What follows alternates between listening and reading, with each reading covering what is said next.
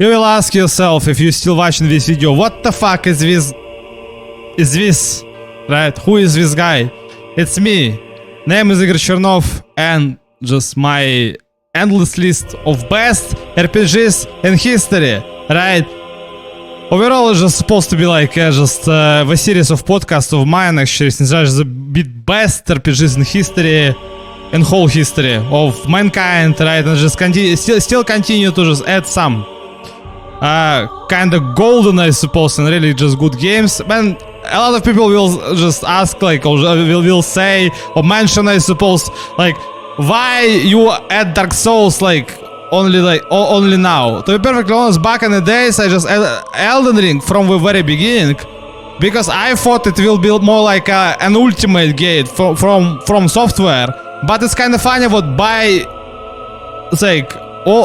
when people continuously praise only one game, which is Elden Ring, I also ask myself, am I need to add multiple games from one developer into this list? And I totally realize since I add different games from Falcom and from our developers as well, I totally just need to add Dark Souls and Bloodborne into this list as well. It's not supposed to be a big discovery here. Obviously everybody know what Dark Souls is a masterpiece. But it's kind of funny what you just continuously read all these posts or just news about like how the collaboration with George Martin make this game a better game. It's actually make it worse, to be perfectly honest, right? Because the Miyazaki as a scenario guy is much more better than George Martin.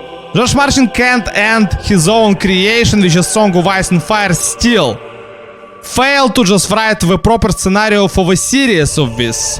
For the series of this series, I suppose, right? I mean, we got an adaptation from HBO, and at start they're losing the atmosphere, but totally just got a budget and totally just try hard to make it just be almost on the same level as Lord of the Rings. Obviously not entirely, but I mean, they totally just put a lot of effort into this show. And in the end, you totally understand what the story is just kinda, you're not interested in it anymore, right? And it's kind of funny when you play Dark Souls for the first time, you just not even just mention the story. You just not even just try to discover or just read the description of items. Yeah, you totally understand it's kinda very simple story of how you being an undead and you just continuously can be resurrected at bonfire and just return your humanity, I suppose, and just go and fight bosses, right? Explore the world, and it's totally just and it's kind of funny but not a lot of people totally understand how just Dark Souls was originated not even from software games, but from the games like Symphony of the Night, for example, right? It's like it was Dark Souls of my childhood, to be perfectly honest, right? You got an Alucard, you got a Dampir, I suppose, guy, right, who just run around and just fighting bosses, and the main goal is just to kill Dracula, his own father, obviously, right? But I mean, you're sitting there and you totally realize what all of these games, like Xanadu next, Castlevania, Symphony of the Night, and others, Lycard Chronicles 2, still totally have this vibe. And it's not it's not a discussion about how just one series originated from another, but I mean, I totally understand what all these praises about how Elden Ring has been well written is just totally just you totally understand what the much superior creations being created by the original creator of this series, by himself basically, right? Because it's one of the few people in industry, which is Hidetaka Miyazaki, who just basically just write endless scenario and just create a concept of the game almost entirely alone. It was, I mean, you totally understand what, yeah, you got super talented people what was supposed to surround you, but it's like, you know, it's like the guy who got an idea, right? It's like Apple and Steve Jobs, right? It's not like it's supposed to be, you're not entirely trying to compare one thing to another, but if you just more or less, I suppose, same person, you totally can understand this comparison, I suppose, right? But I mean, when you totally realize what always just people just talking endlessly about how Elden Ring is just being golden and all, and yeah, it actually is. Elden Ring is one of these games actually what you just dream of when you was a child, right? If only I can play something like this, right, in your imagination. And it's actually been delivered by the modern people, actually, right? Who just make by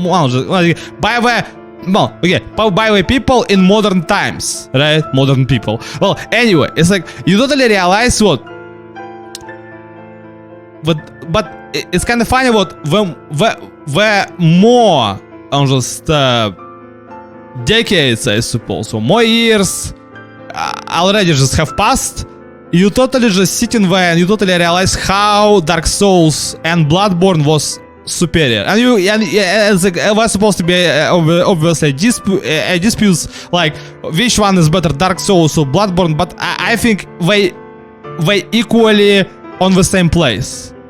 Much more higher than Elden Ring. Elden Ring got kinda okay-ish story, totally just got the same, like, you know, just like Miyazaki vibe when just it's dying world and you just need to discover, you need to dig the story by yourself, basically, by reading the descriptions, just some lore videos or whatever, I suppose, right? But I mean, when you totally realize what both in Bloodborne and Dark Souls, it's original games, right?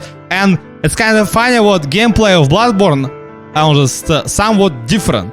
Same with Demon Souls and Dark Souls 1 as well. And Dark Souls still stands one of the best creations in whole history of dark fantasy. This depressive atmosphere, how you, well, most of the time, you got basically two endings in this game, right? And it's not supposed to be like big spoiler, to be perfectly honest, right? But both of the endings are kinda dim, right? They're kinda dark actually, right?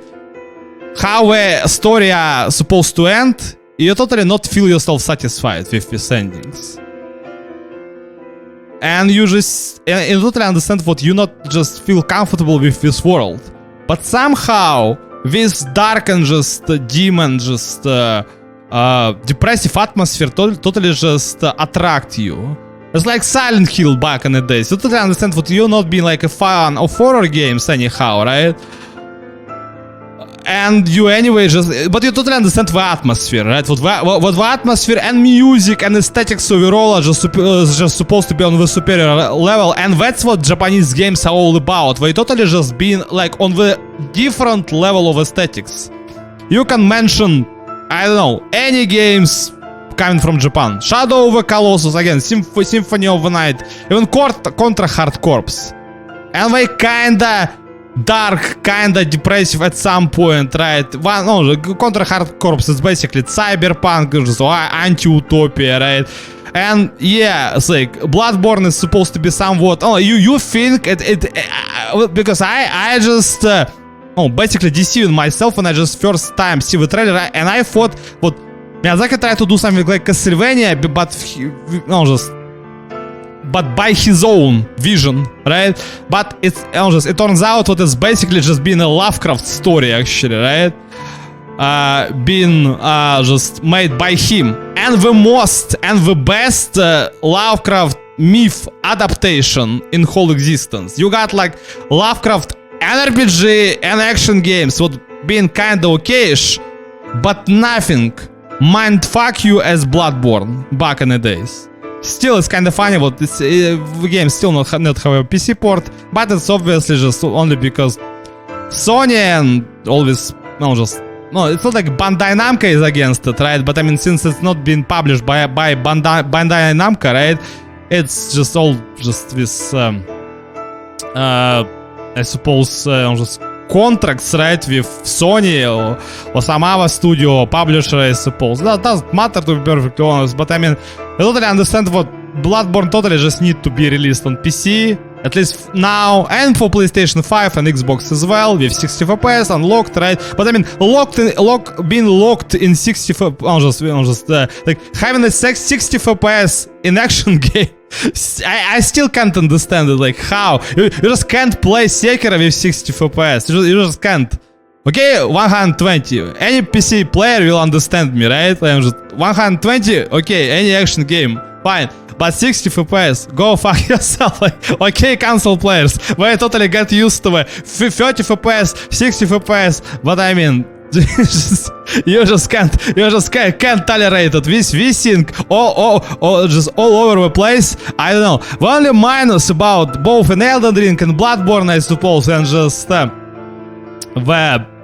just Dark Souls as well, it's absolutely disgusting camera. Still, the lock on the target, how clunky still, even in Elden Ring. A lot of people will totally just will argue with me and will say, you can't say anything about our favorite games, like Souls games, for example, right? But they basically just transport one and the same mistake. We basically copy-paste Dark Souls, right? Entirely.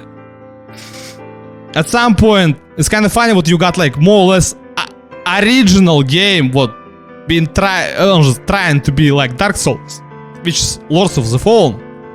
That Lords of the Fallen, right? Like,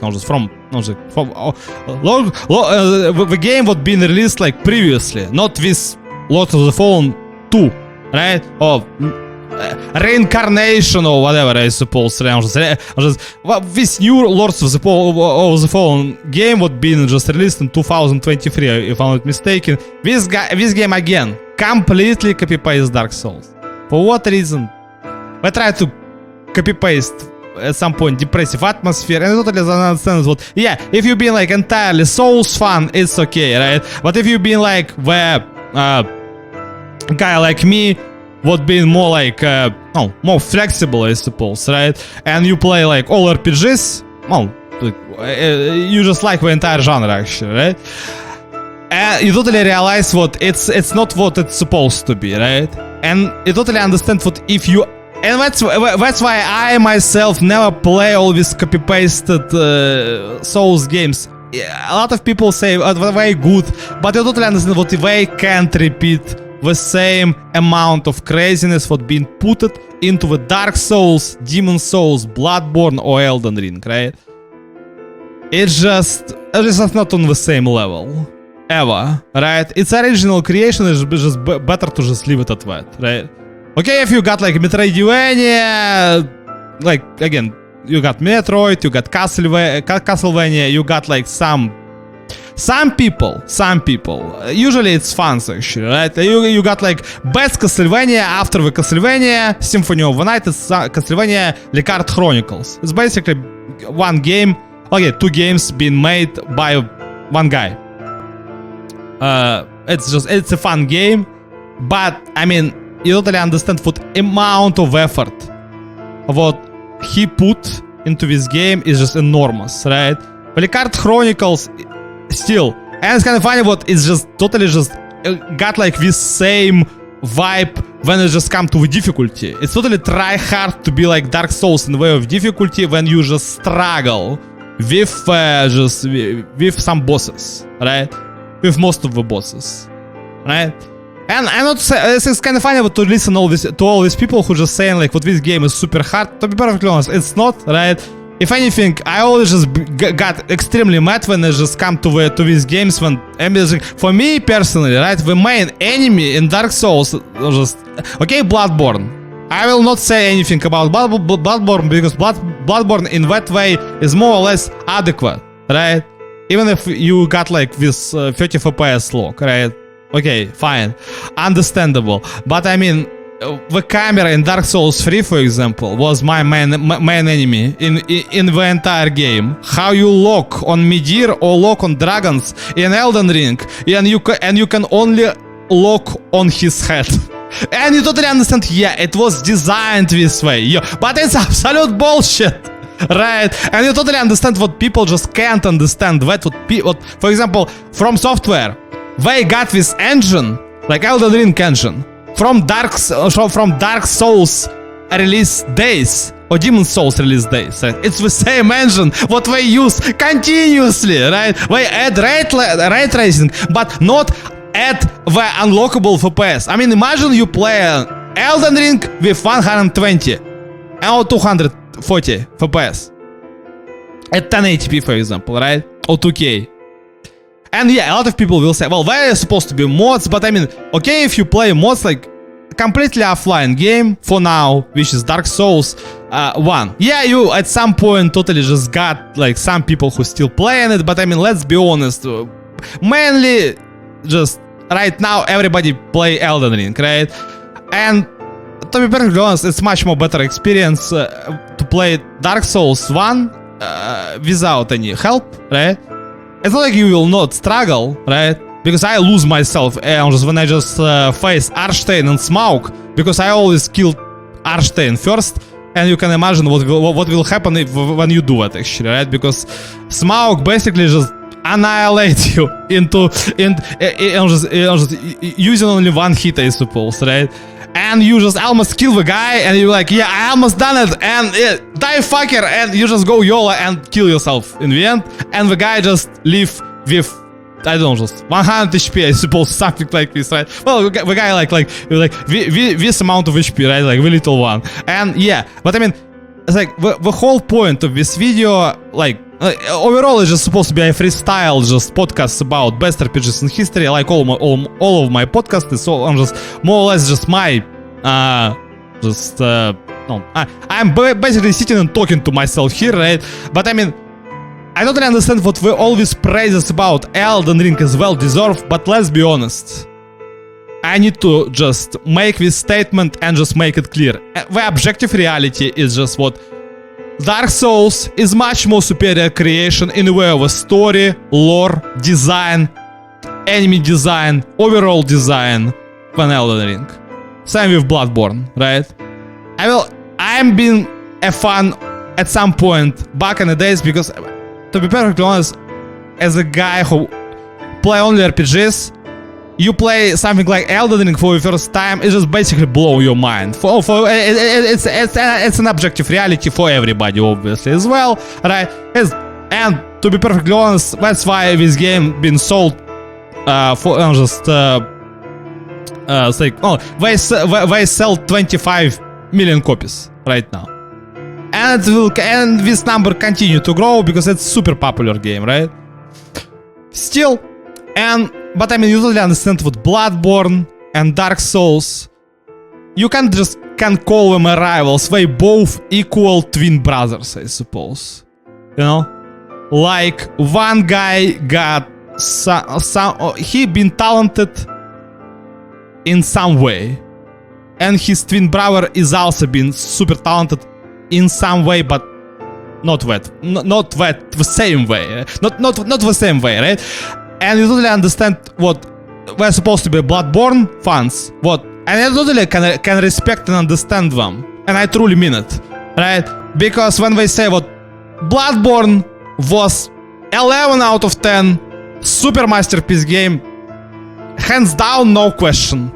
No, to these people I got no question, because when you read the lore, when you understand the lore of Bloodborne, when you just understand the world, when you just understand everything about Bloodborne, and obviously the gameplay and just the boss design, hands down, it's just, you can't argue with all these people, right? And that's why I think I will add with Bloodborne obviously as well.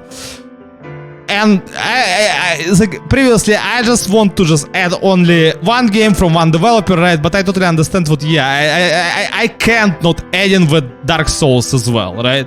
And it's not supposed to be like I'm not discovering the America here for the 10,000 times, but everybody totally understand that, right? Every sane person totally understand what without Martin, without any collaboration with super star writer, I suppose, but to be perfectly honest, Robert Jordan, for example, right?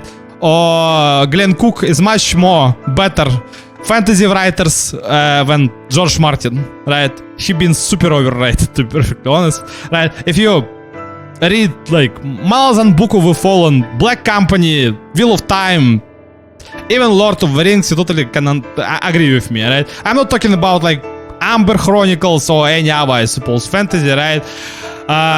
What also supposed to be much superior when this Song of Ice and Fire. Because back in the days, I totally just was a fan of Song of Ice and Fire, but the series still can't end. And it's the same with super overrated Berserk, for example, right? You totally understand how the story is supposed to end, but there is no ending. Because the creator of this series just continuously just sit and, I don't know, just make some like chapter by chapter, but it was like 10 years, for example, right? And yeah, a lot of people will argue with me like, you just blaming Vemura, but the guy is dead, so just have some decency and all, but you totally realize what you got, like much superior, again, dark fantasy in manga world, like Claymore, for example, right? A lot of people will argue with me on that as well, but it's kind of obvious, right? I also just need to make a podcast about that as well, I suppose, right? Yeah, so yeah, that's it. That was me again, Igor Chernov with RPG Legends. They totally just, well deserved to be here, as always, actually. In my own Hall of Fame, I'm on all RPGs in history, best RPGs in history list by me, Igor Chernov. RPG Legends, Dark Souls, one and only. The story still better, the design still better than Elden Ring. That's what I think, so that's it. Yep.